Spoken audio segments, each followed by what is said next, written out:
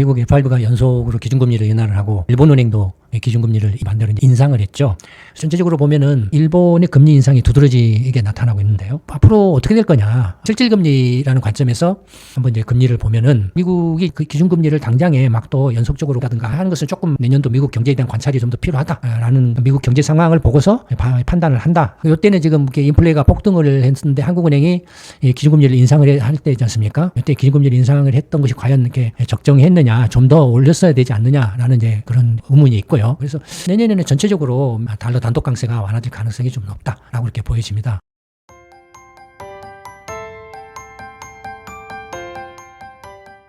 안녕하십니까. 김광석 경정수의 김광석 소장입니다. 최근에 미국 FRB가 연속으로 기준금리를 인하를 하고 일본은행도 기준금리를 반대로 인상을 했죠.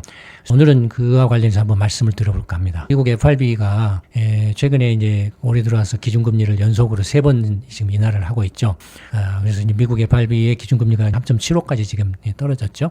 그다음에 미국의 이제 장기금리인 10년 만기 국채금리 국제 수익률이죠. 국제 수익률도 4%, 전후 정도, 4%를 약간 웃도는 정도. 전체적으로는 미국의 이제 장단기 금리가 올해는 약간 하락세를 보이고 있는 그런 모습이죠. 그다음에 유럽 중앙은행의 경우에는 이제 지금 기준금리를 계속 동결을 하고 있죠. 2.5%에서 기준금리를 동결을 하고 있고, 장기금리도 대체적으로 3% 선에서 정체를 이렇게 보이고 있는데, 최근에는 약간 하락한 그런 모습을 보이고 있습니다. 반면에 이제 일본은행의 경우를 보면은, 일본은행은 이제 기준금리를 2024년부터 인상하기 시작해서 이제 이렇게 어젠가 0.25% 인상을 했죠, 기준금리를. 그래서 0.75%가 됐는데, 기준금리가. 그 앞서서 이제 일본의 장기금리는 2022년부터 이제 이른바 아베노믹스가 이제 추진되면서부터 이제 장기국채를 시장금리에 맡긴다라고 해서 이 시장의 어떤 요인에 의해서 금리가 결정되도록 이제 하면서 장기금리가 가파른 상승세를 보이고 있죠. 그래서 최근에는 2%를 넘어가고 있죠. 전체적으로 보면은 일본의 이제 금리는 가파른 상승세, 장단기 금리 모두 가파른 상승세를 보이고 있죠.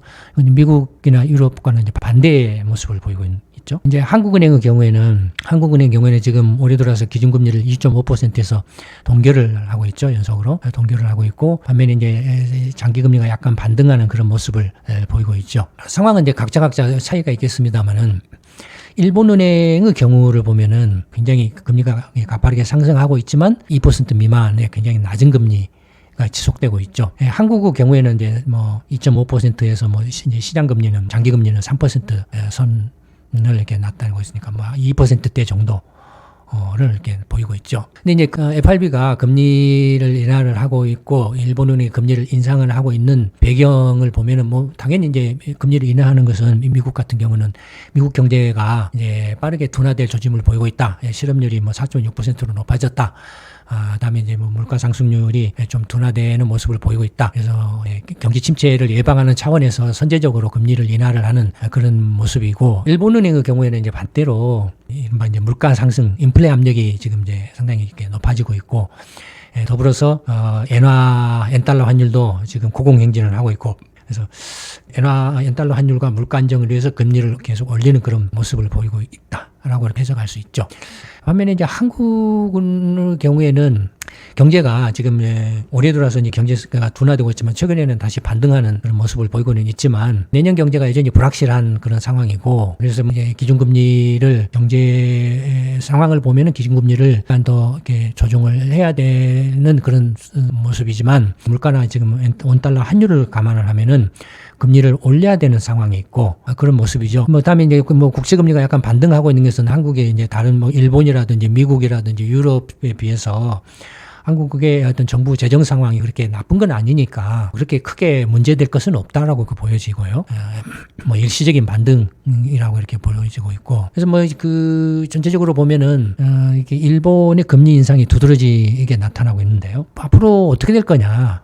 이것들이 실질금리라는 이제 관점에서 한번 이제 향후 금리 어떤 전망이랄까요? 어떻게 될 것인가에 대해서 한번 보도록 해보겠습니다. 실질금리라는 관점에서 한번 이제 금리를 보면은 이제 이게 이제 그 일본은행의 이제 기준금리죠. 기준금리가 이렇게 거의 이제 뭐 0.5% 미만으로 이렇게 제로 0%에서 바닥을 기우다가 이제 작년부터 이렇게 인상하기 시작해서 이제 0.75%까지 올라갔는데 이제 하늘색 선은 이제 실질금리를 나타냅니다. 이 기준금리에서 물가 상승률, 인플레, 소비자 물가 상승률을 차감한 것을 나타내는데 보시면은 이 일본의 실질금리를 보시면 2020 팬데믹 이후부터 실질금리가 마이너스로 뚝 떨어져가지고 2000년 이후에 가장 지금 마이너스 폭이 큰 상태죠. 예. 그러니까 지금 과도하게 금리가 낮다라는 거죠. 지금 이런 것이. 일본이 지금 이 과도하게 실질금리가 마이너스 뭐 이렇게 지금 뭐 2%대 이런 것은 이제 그 2014년 이때 이제 그 소비세율 인상을 했지 않습니까? 그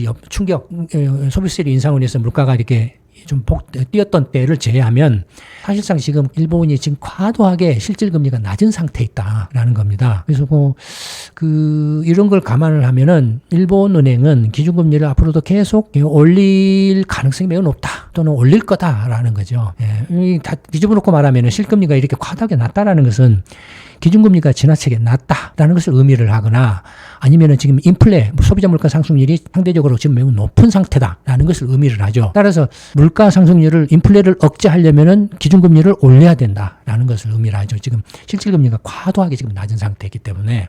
그래서 일본은행은 내년에도 계속 그 기준금리를 인상할 가능성이 매우 높다라고 이렇게 볼 수 있다라는 겁니다. 그에 비해서 한국의 실질금리를 보면 파란색이 이제 기준금리죠. 한국은행의 기준금리인데 2.5%죠. 3.5%까지 올렸다가 내려서 2.5%까지 내렸는데 요거 이제 하늘색은 역시 이제 실질금리를 나타냅니다. 근데 한국의 이제 실질금리는 어떻게 지금 0% 정도까지 내려와 있죠. 보면 이제 팬데믹 직후에 실질금리가 마이너스였고, 요때는 지금 이렇게 인플레가 폭등을 했는데 한국은행이 기준금리를 인상을 할 때이지 않습니까? 이때 기준금리를 인상을 했던 것이 과연 이렇게 적정했느냐, 좀 더 올렸어야 되지 않느냐라는 이제 그런 이제 의문이 있고요. 그러니까 과연 금리 정책이 적정했느냐라는 의문이 있고, 어쨌든 보면은 뭐 2016년 요 무렵하고 그다음에 이제 글로벌 금융 위기 직후에 이제 실질금리가 마이너스 정도.